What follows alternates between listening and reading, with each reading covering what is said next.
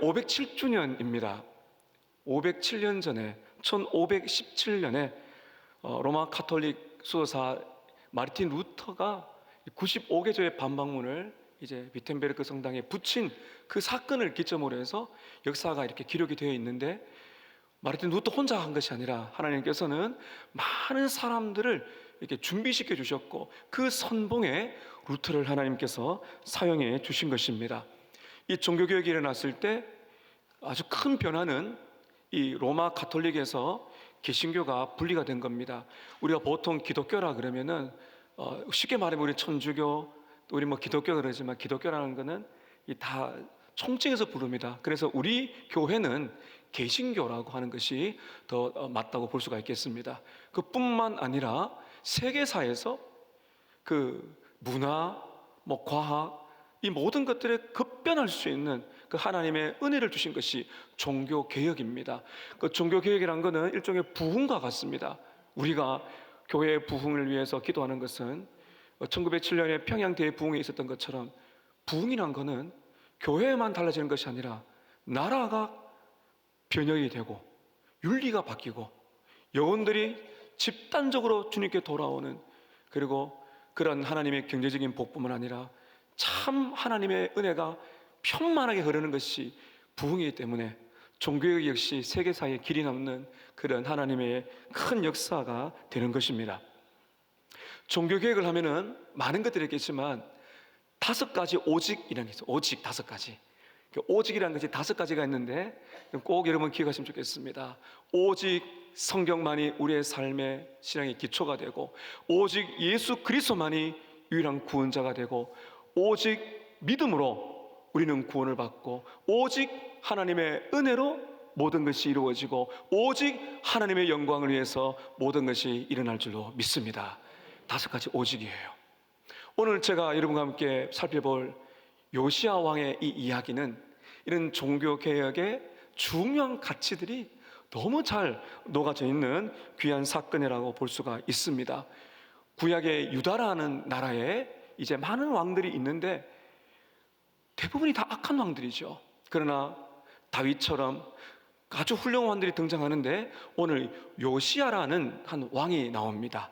이 요시야는 다윗과 버금가는 아주 경건한 왕이 등장을 하게 됩니다. 그런데 이 요시야 왕이 등장했을 때 시대적으로는 종교개혁이 일어날 수 있는 환경이 아닙니다. 다윗과 같이 요시야 시대도 전무후무한 부흥과 종교개혁이 일어났는데, 그렇게 종교개혁 부흥이 일어날 수 있는 환경이 아니었습니다. 왜냐하면 이 요시야의 할아버지가 유다에서 가장 악한 왕인 므낫세였고, 아버지도 아몬이었는데 57에서 약 60년 정도가 유다에서 가장 타락한 암흑의 시기가 됩니다. 그리고 이 요시야가 왕이 되는데 8살이에요. 인간적으로 보면 종교개혁, 부흥, 변화, 기대하기는 거의 불가능한 그런 시대라고 볼 수가 있습니다. 여러분, 그러나 이게 하나님의 역사가 나타납니다. 마르틴 루터와 같은 하나님의 사람들을 하나님이 준비시키셔서 종교개혁이라는 엄청난 부흥과 세계사를 바꿀 수 있는 이런 일들을 하실 때는 가장 이 영적으로 암흑한 중세시대를 지나가게 되거든요. 그러니까 밤이 깊을수록 새벽이 온다는 겁니다. 여러분, 우리가 신앙생활 할 때도 꼭 기억하세요.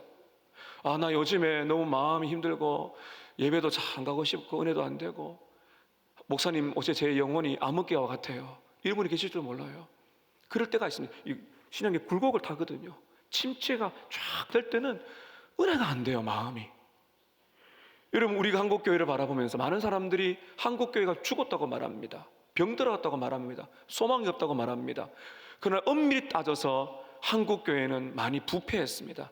그 부패의 선봉에는 이러한 교회 지도자들의 타락이 있습니다. 너무 부끄러운 일입니다.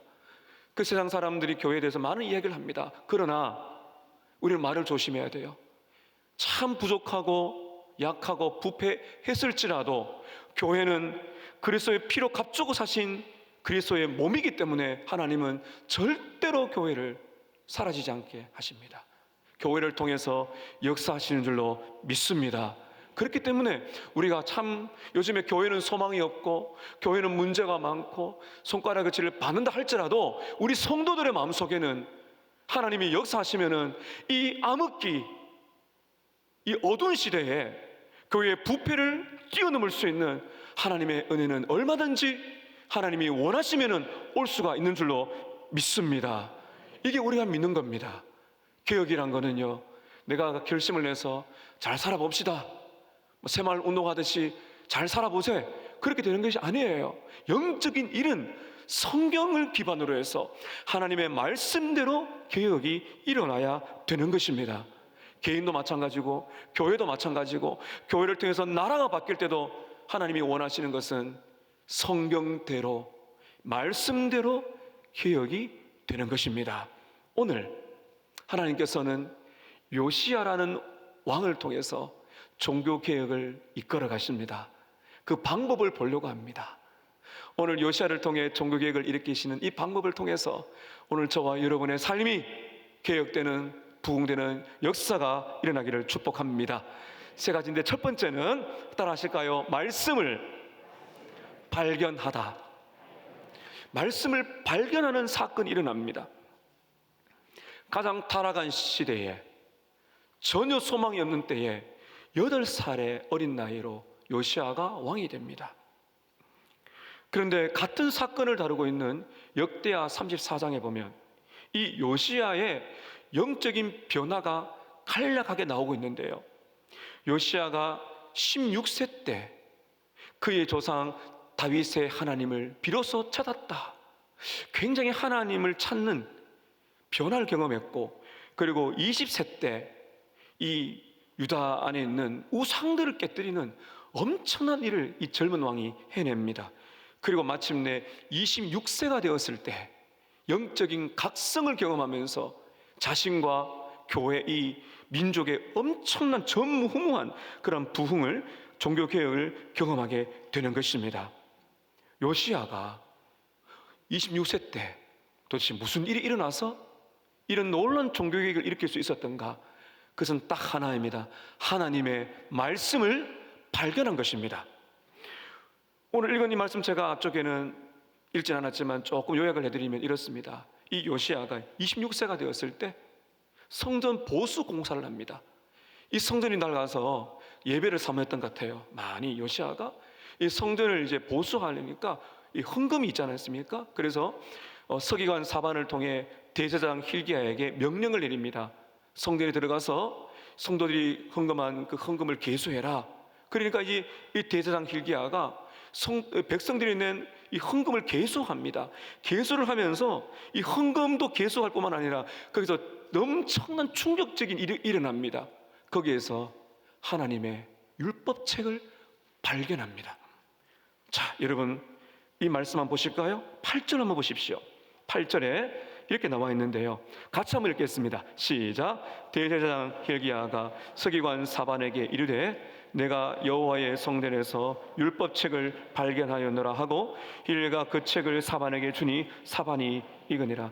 대제사장 hil기야가 성전 보수 공사를 하려고 헌금을 계수하는데 성전에서 무엇을 발견했다 그러죠? 내가 율법책을 발견했다고.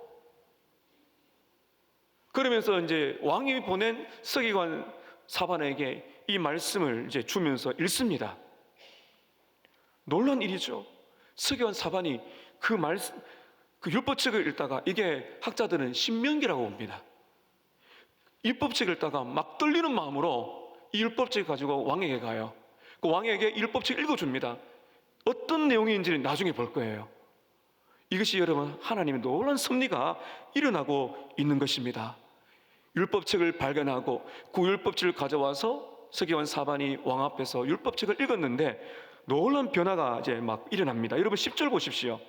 서기관 사반이 왕에게 말하여 이르되 제사장 hil기야가 내게 책을 주더이다 하고 사반이 왕의 앞에서 읽으며, 이 책이 뭐냐? 이 율법책.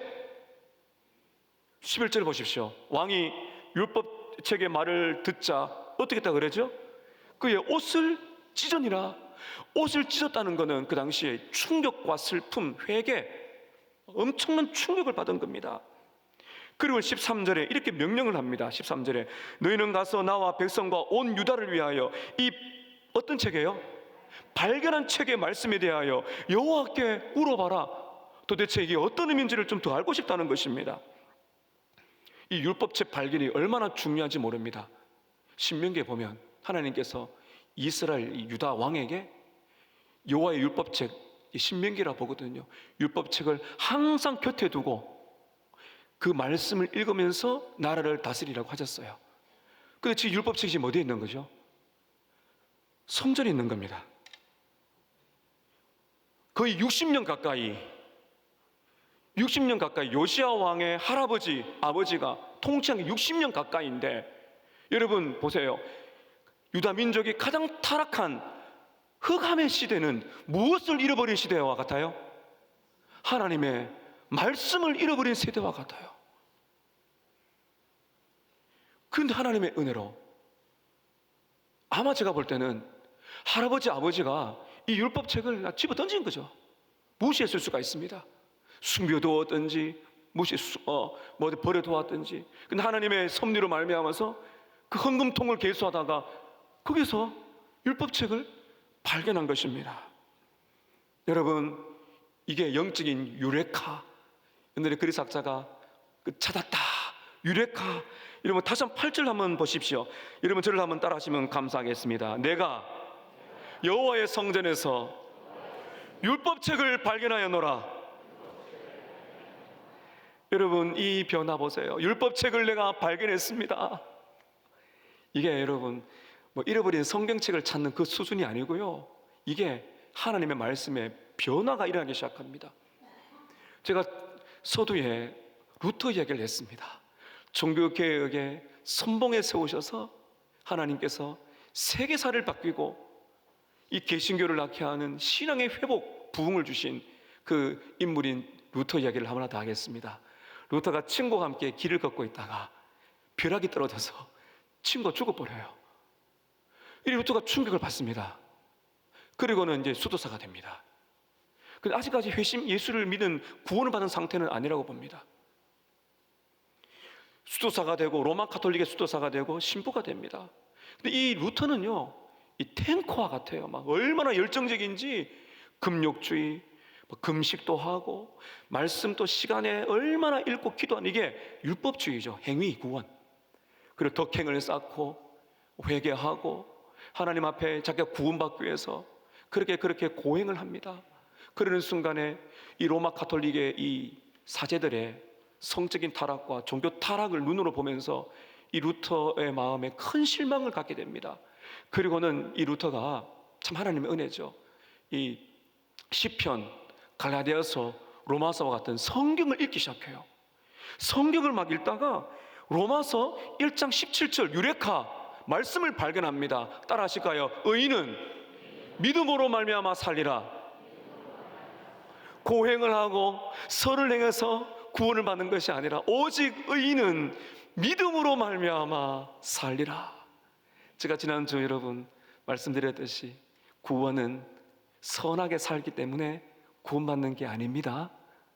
우리 예수님이 이루신 그 위대한 사건을, 십자가 사건을 내가 믿고 회개할 때 예수님의 의가, 나의 의가 넘어오는, 나로 넘어오는 칭의, 죄 용서받고 의로운 사람이라고 칭해지는 이 놀라운 구원이, 이 루터가 성경을 처음에는 몰랐대요. 읽다가 이거를 발견하고 번개가 치는 것처럼 영혼이 뒤흔들렸다고 말하고 있는 것입니다. 여러분, 우리는 하나님의 말씀이 있습니다. 근데 말씀을 읽고 듣는 것, 그걸 지금 말하는 게 아니에요.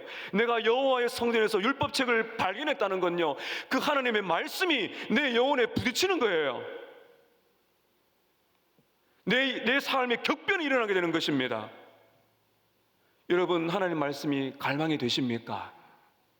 그저 읽고 듣는 것으로 만족하는 것이 아니라 진정으로 하나님의 말씀이 나에게 임하여서, 설교를 잘 통해 흐르는 설교지만은 하나님의 음성처럼 내 심령에 천둥치듯이 들려와서 나로 말미암아 예수를 믿게 하고, 그리고 그 말씀은 구원받은 이후에 구원받은 이후에 지속적으로 신앙의 개혁을 갖게 되는 것은 하나님의 말씀을 발견하게 되는 사건인 줄로 믿습니다.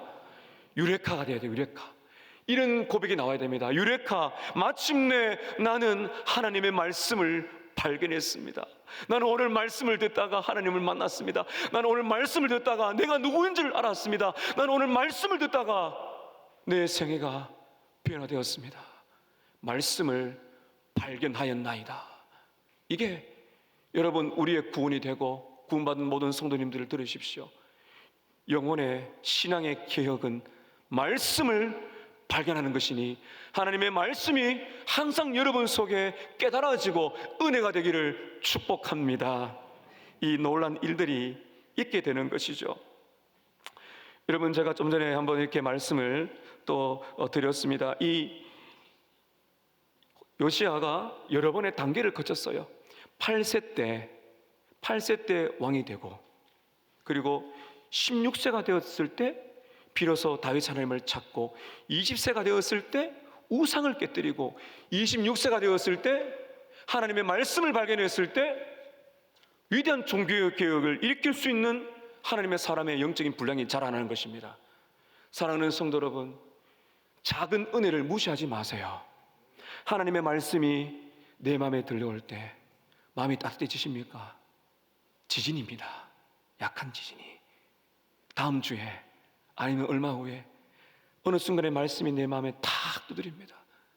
지진이 강하게 오죠. 그거는 하나님의 때가 되면 강력한 영적인 지진이 내 심령의 말씀으로 인한 변화가 일어나게 된다는 거 기대하시면서, 여러분, 하나님의 말씀에 은혜 받고 받을 때 더 강력한 말씀의 은혜를 기대하시면서 살아가시기를 축복합니다.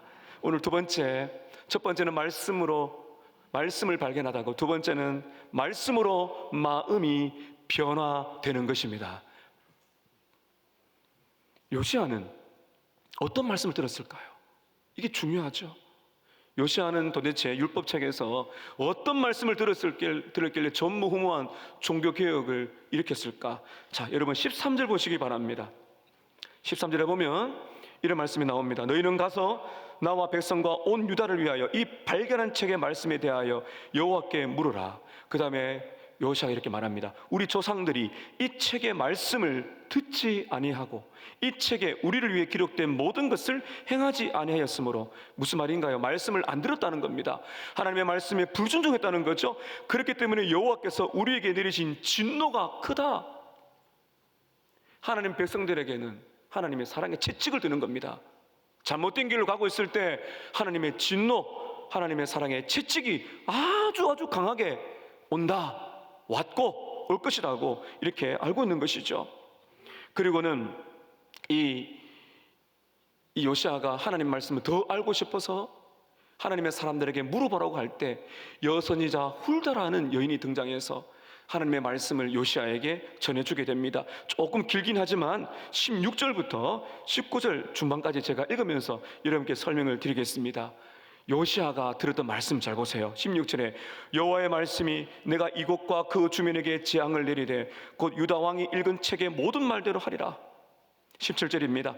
이는 왜 하나님께서 자기 백성에게 이렇게 무거운 심판을 내리시나요? 이는 17절에 이 백성이 어떻게 했다고요?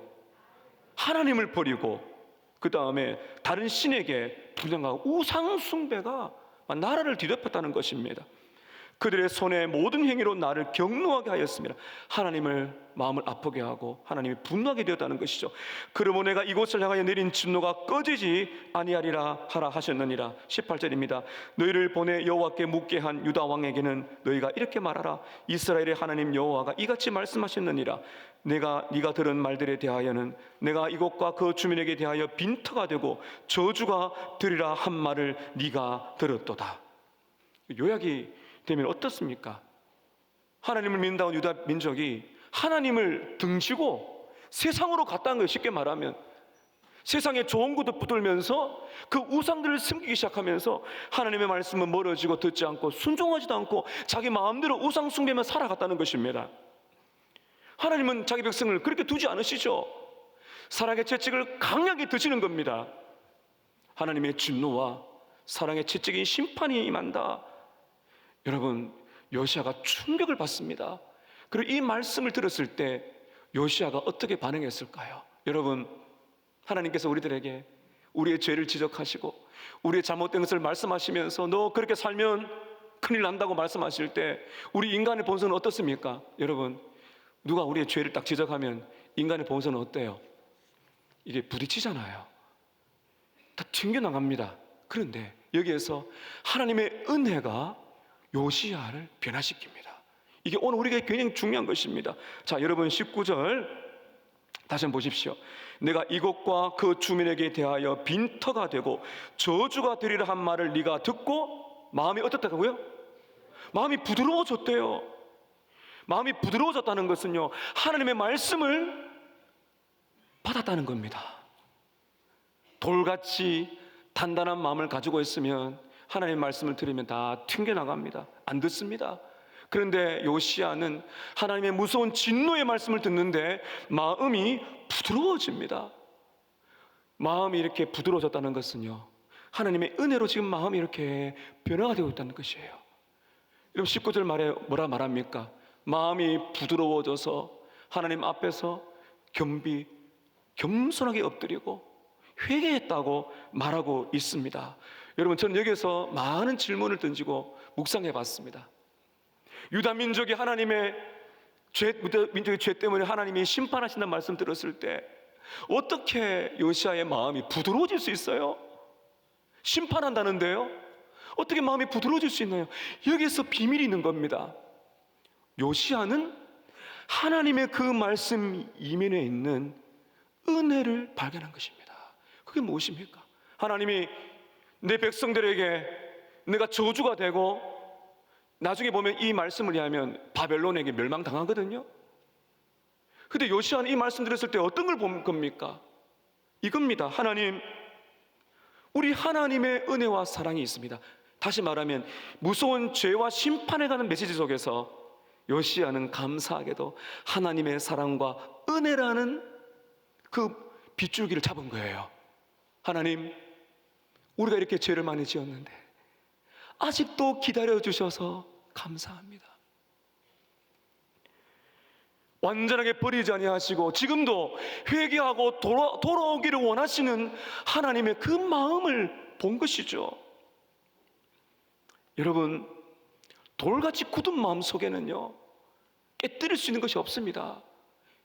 당신은 죄인입니다. 그렇게 살면 심판받습니다. 그를 말씀을 듣고 나서 여러분, 인간 본성은 돌입니다. 근데 성령께서 임하실 때 성령께서 어떻게 역사하세요? 뭘 통해서요? 말씀을 통해 임하실 때 마음을 깨뜨리십니다. 부드럽게 만드십니다. 들을 수 있는 마음으로 변화시켜 주시는 것입니다. 오늘 여러분, 돌같은 우리의 마음이 하나님의 말씀을 들을 때 아멘, 아멘, 마음이 부드러워져서 말씀을 받고 회개하는 역사가 일어나기를 축복합니다. 완고하고 딱딱하고, 보십시오 여러분, 완고하고 딱딱하고 차가운 마음을 부드럽게 녹이는 것은요, 다른 게 없어요. 사랑의 불이에요. 차가운 여러분 물체를 뜨겁게 만들려면 불 같은 데 집어넣어야 되거든요. 우리의 차가운 마음은 은혜로 뜨거워지기 위해서는 하나님의 은혜와 사랑이라는 불로 가야 됩니다.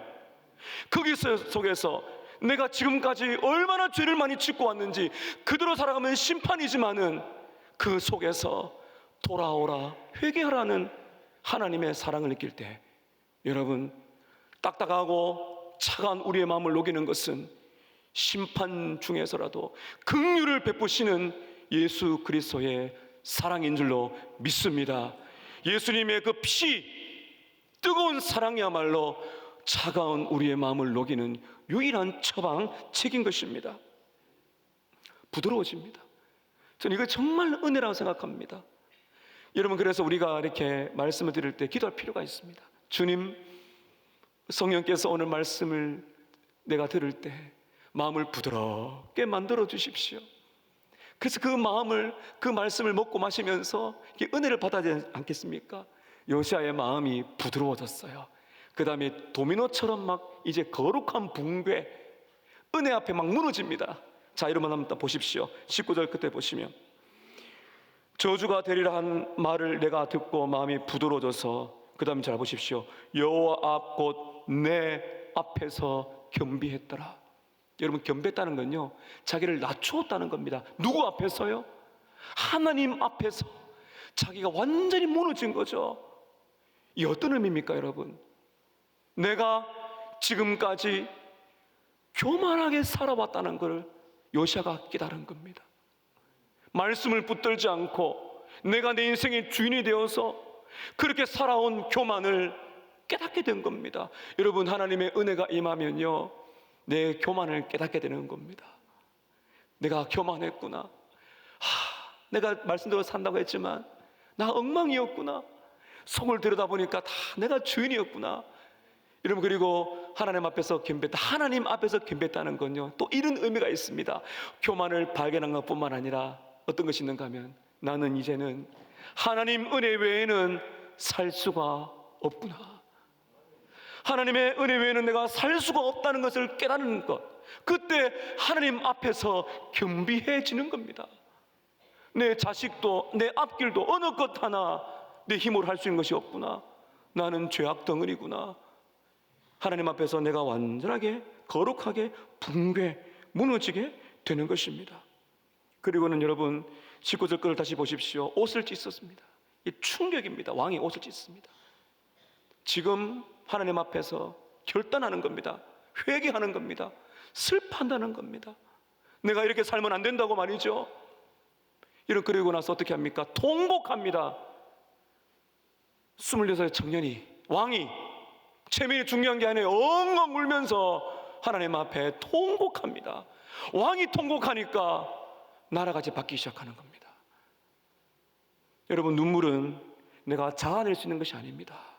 그러나 은혜가 강하게 임하니까 이 요시아가 견딜 수가 없는 겁니다.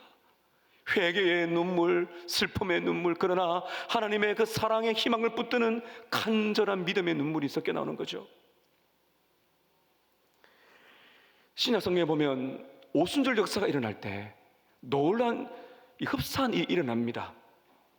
베드로가 예루살렘에 모여있는 유대인들에게 설교를 합니다.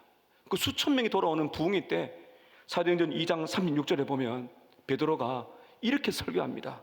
너희가 십자가에 못 박은 이 예수를 하나님이 주와 그리스도가 되게 하셨느니라. 그 유대인들을 바라보면서, 너희가 십자가에 못 박은 예수, 하나님이 그를 살리셔서 주와 그리스도가 되게 하셨느니라, 그렇게 설교했는데, 바로 이어지는 사도행전 2장 37절에 보면 놀라운 반응이 일어납니다. 그들이 이 말을 듣고 마음에 찔려서 베드로와 다른 사도들에게 물어 이르되, 형제들아 우리가 어찌할꼬. 한번 따라 하실까요? 형제들아 우리가 어찌할꼬. 하나님의 말씀이 마음을 찔렀다 그러잖아요. 이게 마음이 부드러워지는 겁니다.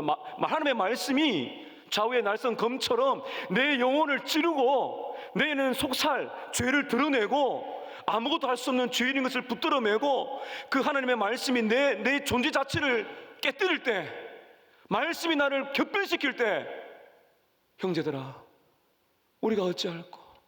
내가 예수를 죽였습니다. 내가 예수를 못 박았습니다. 내 죄 때문에 주가 돌아가셨습니다. 형제들아 우리가 어찌할꼬. 회개하고 세례를 받아 제사함을 받으라. 사랑하는 여러분, 우리는 말씀을 들을 때 이런 일이 일어나야 됩니다. 마음이 변화되어야 됩니다. 천부여 의지없어서 손들고 옵니다. 주 나를 박대하시면 내가 어디 가리까. 내 죄를 위하여 피 흘려주시니 곧 회개하는 마음으로 주님 앞에 갑니다. 형제들아 우리가 어찌할꼬. 하나님의 말씀을 들을 때 저 여러분의 마음이 부드러워지고 하나님 앞에 겸손하게 무너지고 회개하고 통곡하는 역사가 일어나기를 축복합니다. 마지막 세 번째는 말씀으로 마침내 삶이 변화가 되는 겁니다. 여러분, 우리가 자녀들 교육할 때 자녀들에게 너 그렇게 살면 안 돼, 행동을 고치잖아요. 중요합니다. 그런데 우리는 성경적으로 행동의 변화가 일어나기 위해서는 마음의 변화가 일어나야 돼요. 오늘 순서를 잘 보셔야 됩니다. 말씀을 발견하고 말씀이 마음을 변화시킬 때 비로소 성경대로 삶이 변화가 된다는 겁니다. 23장 1절에서 3절 보면 이 요시야 왕이 하나님의 말씀대로 이제 순종하려고 삶이 변화가 되는데, 여러분 제가 읽고 시작하겠습니다. 23장 1절 보세요. 왕이 보내 유다와 예루살렘의 모든 장로를 자기에게로 다 모으고 이에 왕이 여호와의 성전에 직접 올라가죠. 유다 모든 사람과 예루살렘 주민과 제사장들과 선지자들과 모든 백성이 노소를 막론하고 다 왕과 함께 앉으라. 그러니까 왕이 기치를 딱 드니까 온 백성들 영적 지도자까지 다 모인 거죠. 남녀노소가 끝없이. 이 2절 끝을 보세요. 왕이 여호와의 성전 안에서 발견한, 계속 나오고 있습니다. 여호와의 성에서 발견한 언약책. 언약책이란 약속입니다. 나는 너희의 하나님이 되고 너희는 나의 백성이 된다. 언약책이죠. 언약책의 모든 말씀을 왕이 직접 읽어줍니다. 무리가 들어요. 그러고 나서 3절에 보면 왕이 이렇게 선포합니다. 왕이 단 위에 서서 여호와 앞에서 언약을 셉니다. 언약 갱신입니다. 쉽게 말하면 하나님, 이제 우리가 말씀대로 돌아갈게요. 이 말씀을 붙들겠습니다. 새롭게 하겠습니다. 도와주세요. 이렇게 지금 한 거예요. 이렇게 말하지 않습니까? 마음을 다하고 뜻을 다하여 여호와께 순종하고 그의 계명과 법도와 윤리를 지켜 이 책에 기록된 이 언약의 말씀을 이루게 하리라 하였더니 백성이 어떻게 반응합니까? 다 그 언약을 따르기로 하니라.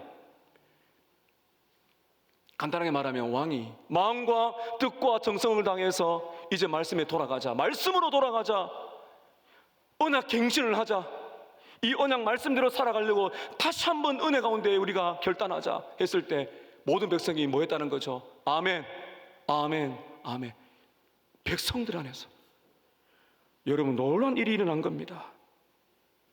저는 여기서 참 이 26세의 젊은 이 청년이지 않습니까?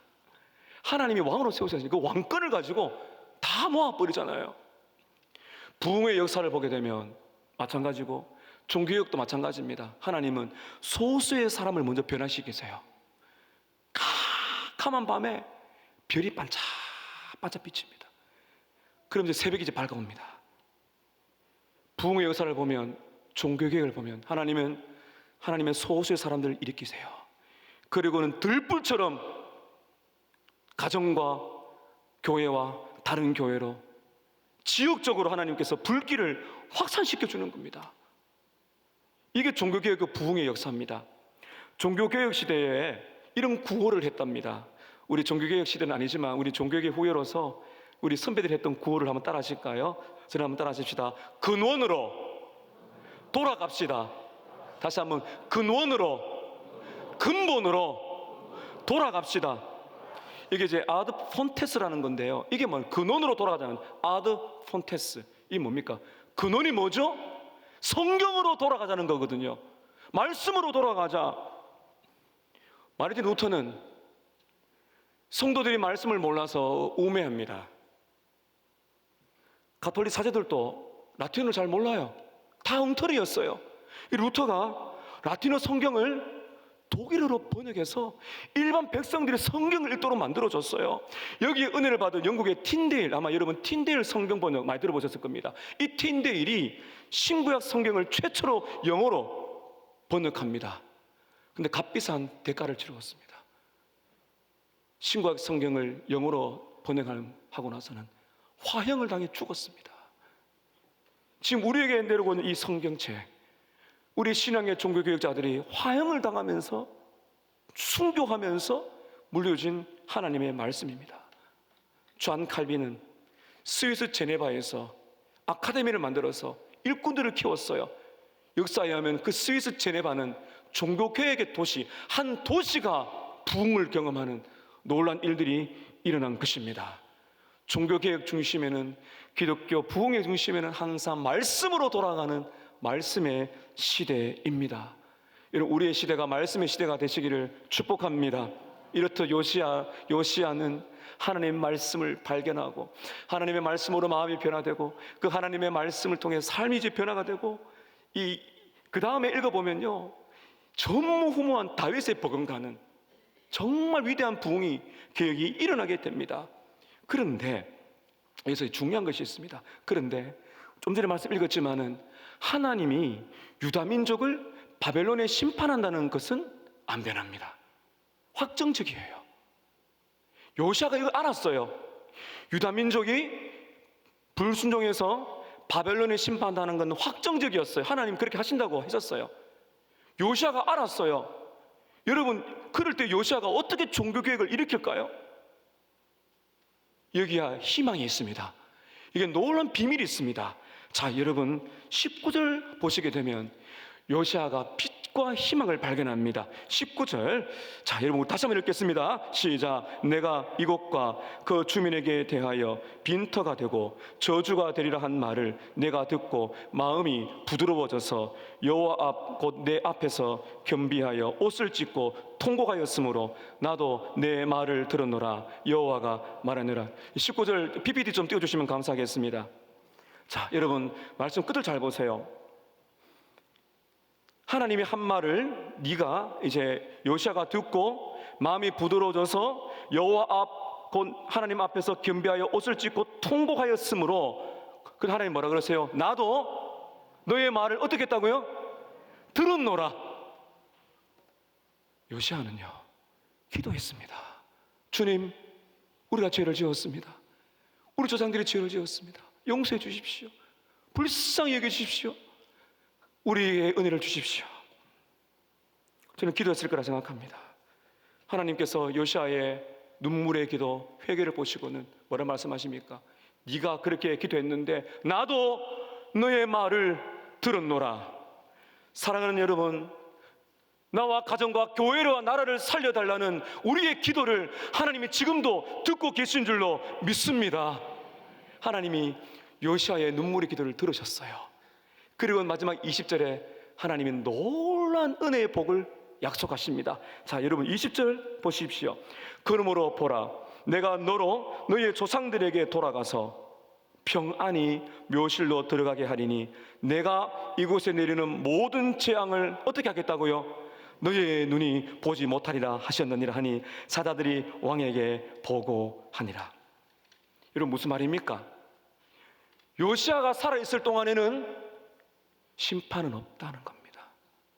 요시야가 살아있을 동안에는 심판이 하나님의 주권의 뜻 안에서 연기가 된다는 거예요. 연기가 된다는 것입니다. 요시야가 죽기 전에 하나님은 부흥을 주세요. 비록 요시야 한 사람의 그리고 나라의 이러한 회개 운동이 유다의 멸망을 막을 수는 없지만, 여러분 놀라운 거 들어보세요. 궁극적인 심판을 막을 수는 없지만 요시야 자기 시대는 종교개혁이 있었던 것입니다. 요시야 자기 시대는 심판이 아니라 부흥을 경험했다는 것입니다. 여러분 이것이 우리에게 어떤 의미가 있습니까? 여러분 장차 우리 예수님이 오시게 되는 마지막 심판의 때는 확정되었어요. 이 세상은 나고는 끝나는 게 아니에요. 우리 예수님이 다시 오시게 되면 영원한 심판을 받게 됩니다. 종말의 말이죠. 그는 확정적이에요. 그러나 우리는 요시야처럼 해야 된다니까요. 심판은 확정적이지만 오늘 우리가 여호와께로 돌아가서 말씀을 붙들고 십자가를 붙들고 회개하고 눈물을 쏟고 우리의 마음을 부드럽게 은혜를 구한다면은 우리 주님이 마지막 오시는 마지막 심판은 확정적이지만 여러분 우리가 사는 시대에는 부흥이 올 줄로 믿습니다. 우리가 사는 시대, 이것만 해도 얼마나 큰 은혜입니까? 여러분 서머나 교회가 존재하는 이 시대에 저와 여러분이 눈물로 씻기도 하는 우리 세대에 오 주님 부흥을, 종교의 개혁을 주시기를 원합니다. 예수를 믿고 우리가 할 수 있는 것은 최후의 심판을 막는 것이 아니고 한 영혼이라도 더 구원해내고 우리가 살아있을 동안에 영적 부흥이 일어나길 원하는 우리의 간절한 움직임이 오늘 저와 여러분에게 필요한 것입니다. 이렇게 여러분 마음이 부드러워져서 정말 하나님 앞에 바짝 엎드려서 교만을 회개하고 하나님의 은혜만 하나님 은혜는 못 산다는 그런 간절한 마음으로 십자가를 붙들고 눈물로 회개하고 통곡할 때 사랑하는 여러분, 최후의 심판은 오겠지만 우리 시대에 부흥이 올 줄을 누가 알겠습니까? 우리 자녀들 앞에 일들 우리는 모르지만 우리가 정신 차린다면, 우리가 회개한다면, 한국교회가 회개한다면 다음 세대, 우리 세대에 부흥을 주실지 누가 알겠습니까? 기억하세요. 하나님은 우리의 기도 소리를 듣고 계시는 줄로 믿습니다. 오늘 한국교회 성도들이 서울에서 모여서 포괄절 차별금지법 저지를 위해서 기도합니다. 우리 성도들도 새벽에 올라가셔서 제가 기도하고 올라가셨습니다. 여러분, 우리가 오늘, 저는 그래요, 10월 27일 연합 예배 기도에 엄청난 인원들이 몰릴 거예요. 중요한 건요, 우리 한국교회가 회개하고 우리가 겸손하게 하나님의 은혜를 구할 때 하나님께서 우리의 기도를 들으시는 줄로 믿습니다. 하나님이 우리의 기도를 들으신다면 하나님께서 대통령과 위정자들의 마음을 바꾸셔서 악법이 막아지고 하나님을 두려워하게 되고 교회가 새로워지고 가정을 지켜두시는 하나님의 부흥의 물결이 올 줄을 누가 알겠습니까? 될 줄로 믿습니다. 이 놀라운 일들을 기억하면서 자신과 가정과 교회의 종교개혁, 부흥을 사모하며 나아가시는 저와 여러분 되시기를 예수님의 이름으로 축복합니다. 기도합시다.